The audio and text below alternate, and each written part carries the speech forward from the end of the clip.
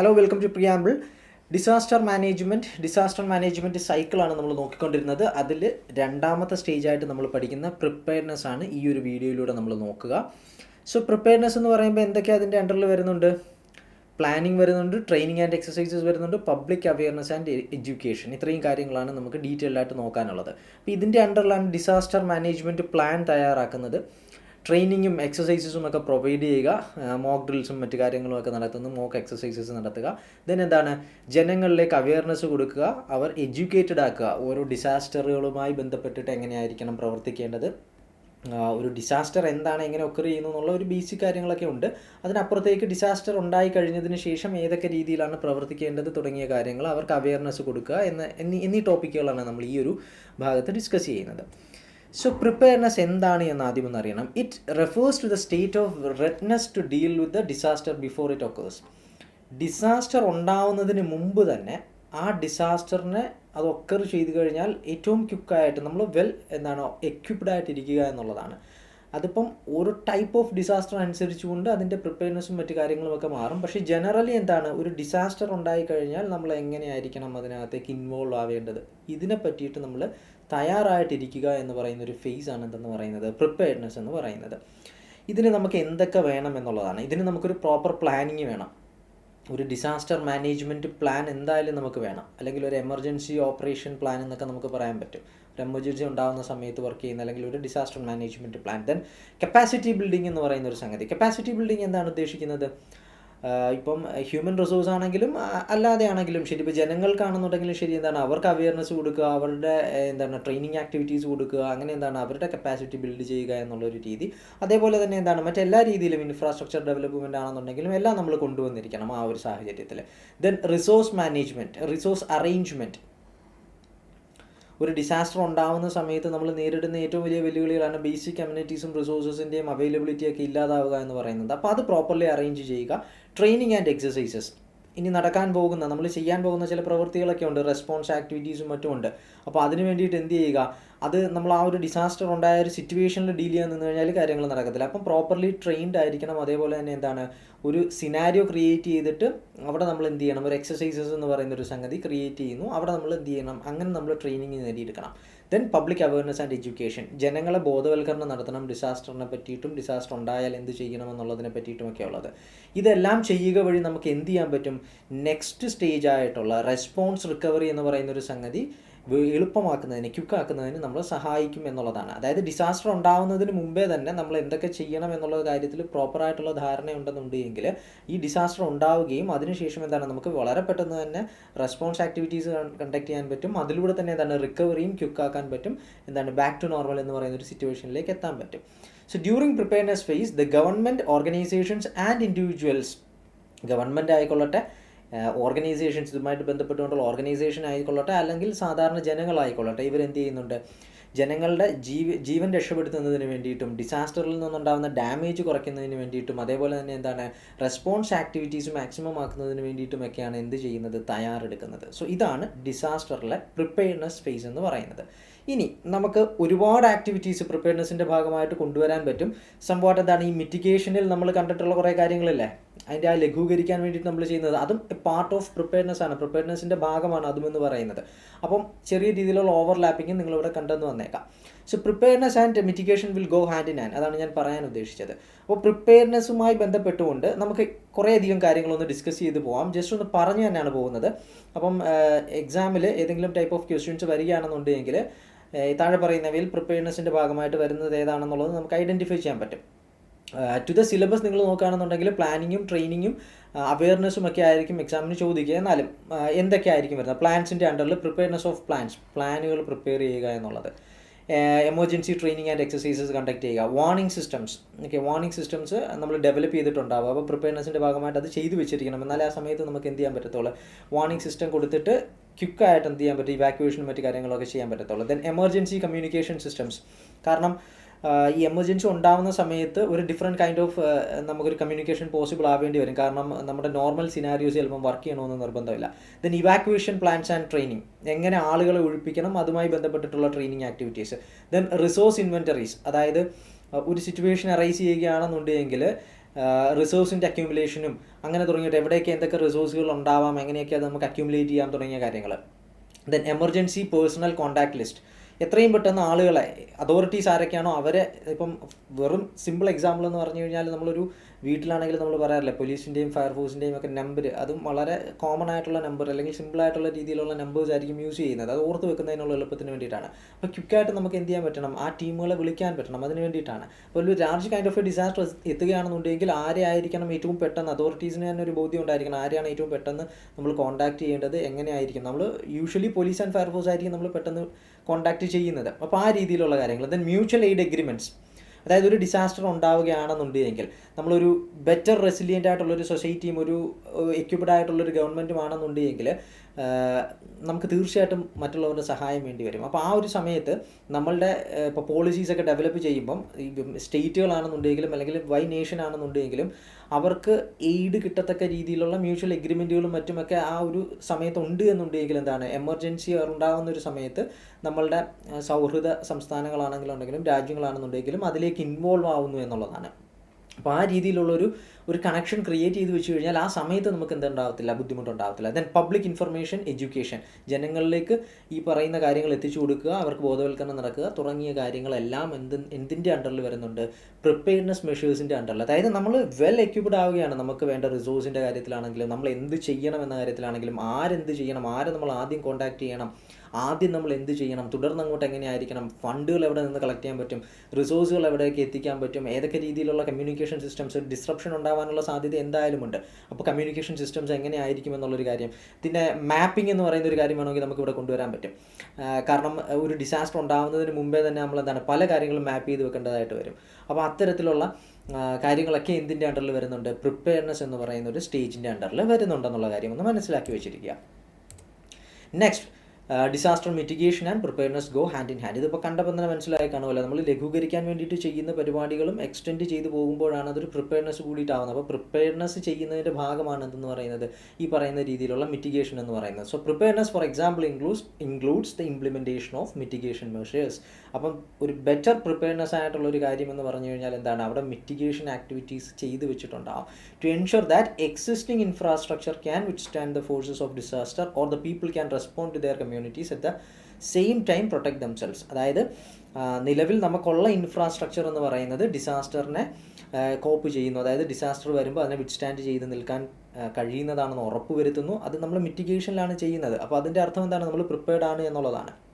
അതേപോലെ തന്നെ എന്താണ്, ഒരു കമ്മ്യൂണിറ്റിക്ക് അവരിലേക്ക് ഒരു കലാമിറ്റി വരികയാണെന്നുണ്ടെങ്കിൽ റെസ്പോണ്ട് ചെയ്യാൻ, അതായത് അവരെയും അതേപോലെ തന്നെ എന്താണ് സറൗണ്ടിങ് ആയിട്ടുള്ള ആളുകളെയും പ്രൊട്ടക്റ്റ് ചെയ്യാനുള്ള ഒരു കേപ്പബിലിറ്റി ഉണ്ട് എന്നുള്ളൊരു കാര്യം ഉറപ്പ് വരുത്തുക എന്നുള്ളതുമാണ് ഈ പ്രിപ്പയർനെസ്സിൻ്റെ ഭാഗമായിട്ട് വരുന്നത്.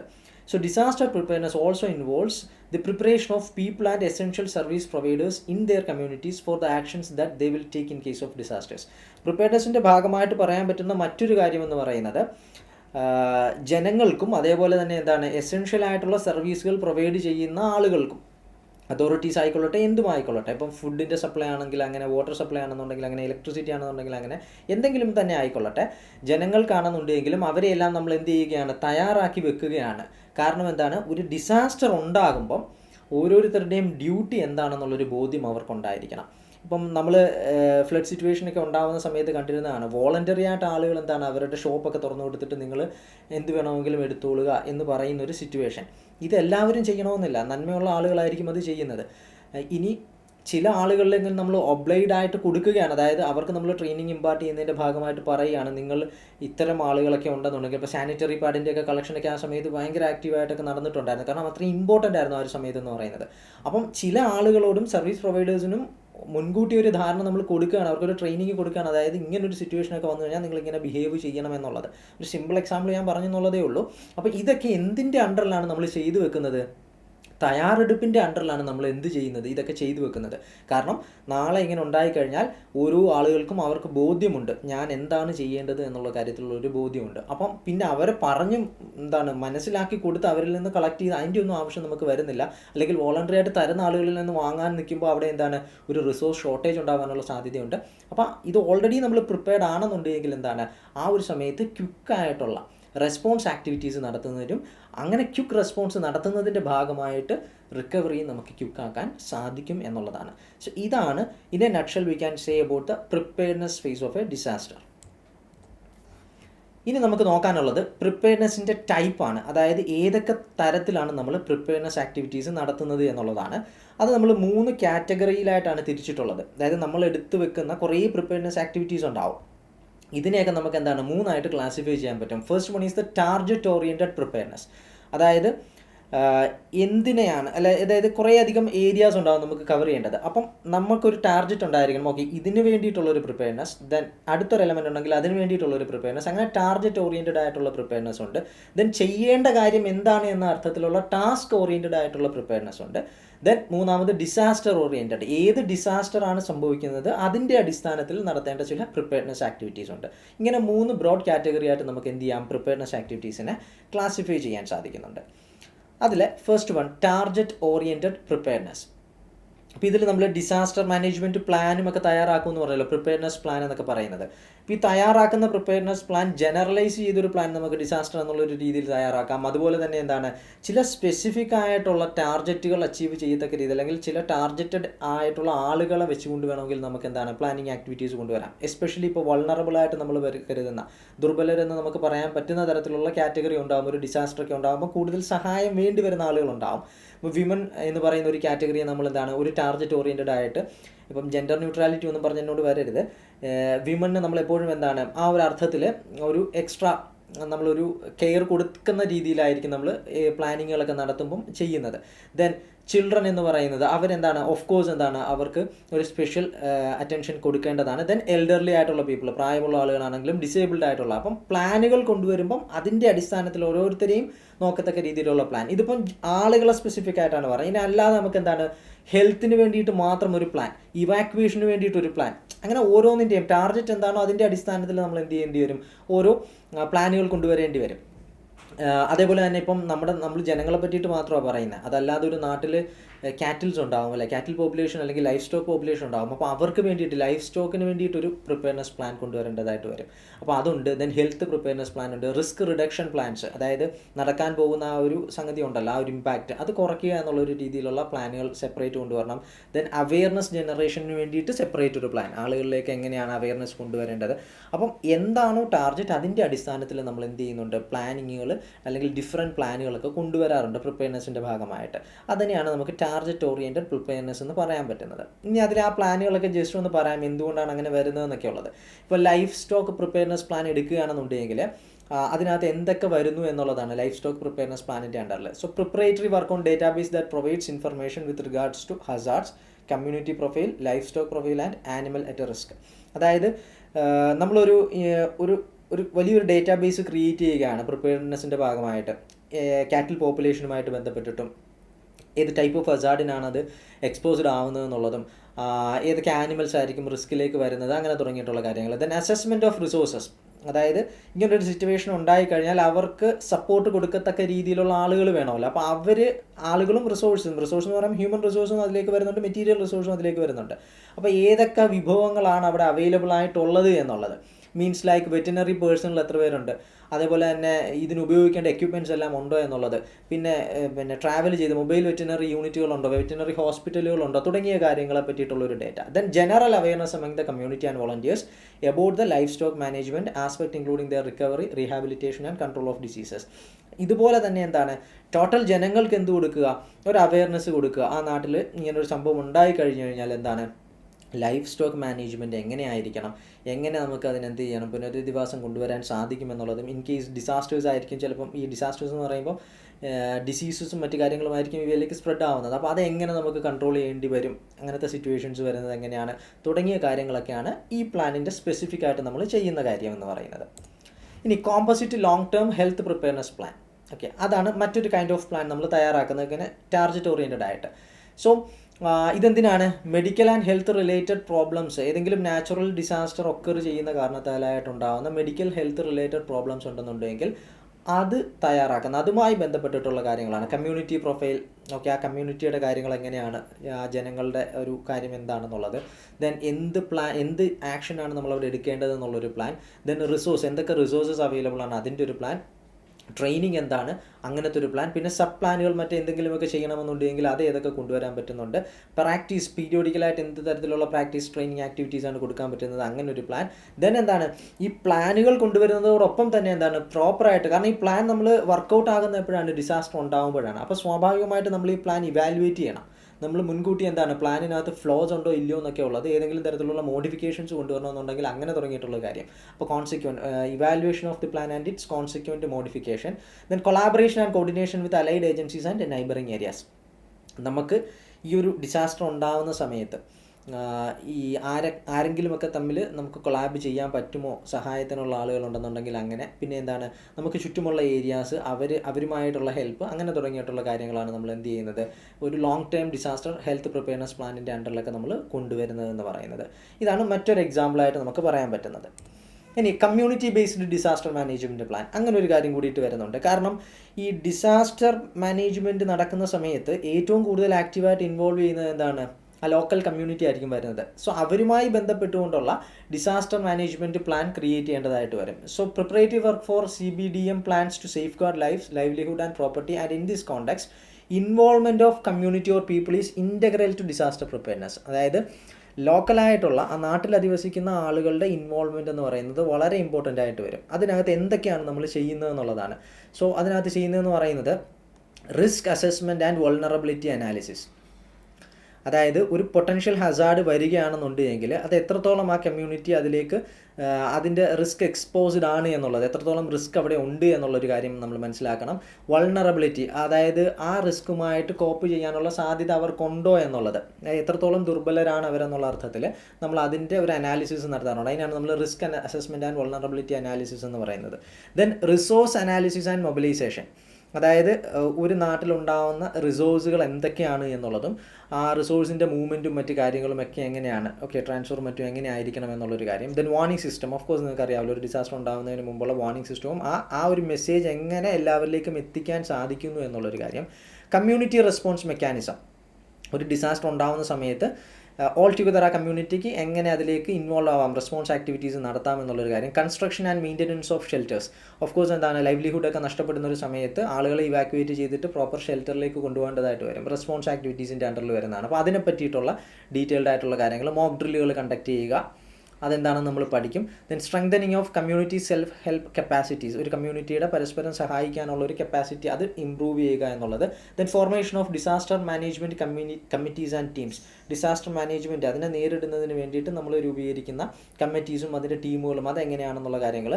മേക്കിംഗ് ഓഫ് സീസണൽ കലണ്ടേഴ്സ്, അത് റെഗുലറായിട്ടൊക്കെ ഡിസാസ്റ്റർ ഉണ്ടാകുന്ന ഒരു ആളുകളാണെന്നുണ്ടെങ്കിൽ അല്ലെങ്കിൽ ഒരു ഏരിയ ആണെന്നുണ്ടെങ്കിൽ പ്രിപ്പറേഷൻ്റെ ഭാഗമായിട്ട് നമ്മൾ എന്താണ് ഈ വാർണിംഗ് സിസ്റ്റമൊക്കെ പ്രൊവൈഡ് ചെയ്യുന്നതിൻ്റെ ഭാഗമായിട്ട് ഇതിൻ്റെ ഒരു കൃത്യമായിട്ടുള്ള ഒരു ആനുവൽ കലണ്ടറും മറ്റുമൊക്കെ നമ്മൾ പ്രിപ്പയർ ചെയ്യുക എന്നുള്ളത്. അത് എപ്പോഴും എല്ലാവർക്കും കോമൺ ആവണമെന്ന് നിർബന്ധമില്ല, പക്ഷേ സ്ഥിരം എന്തെങ്കിലും ഒരു ഡിസാസ്റ്റർ ഇങ്ങനെ നമ്മൾ നേരിടേണ്ട ഒരു സാഹചര്യമുള്ള ഒരു സ്ഥലമാണെന്നുണ്ടെങ്കിൽ അതിൻ്റെ ആവശ്യം വരും. And creating Hazard vulnerability risk and capacity analysis, ഒരു ഹസാർഡിൻ്റെ റിസ്ക് വൾനറബിലിറ്റി അനാലിസിസും മറ്റും നടത്തുക എന്നുള്ളത്. അപ്പോൾ ഇതിൽ പല കാര്യങ്ങളും നമ്മൾ ഡീറ്റെയിൽഡ് ആയിട്ട് ഇന്ന് നോക്കുന്നുണ്ട്.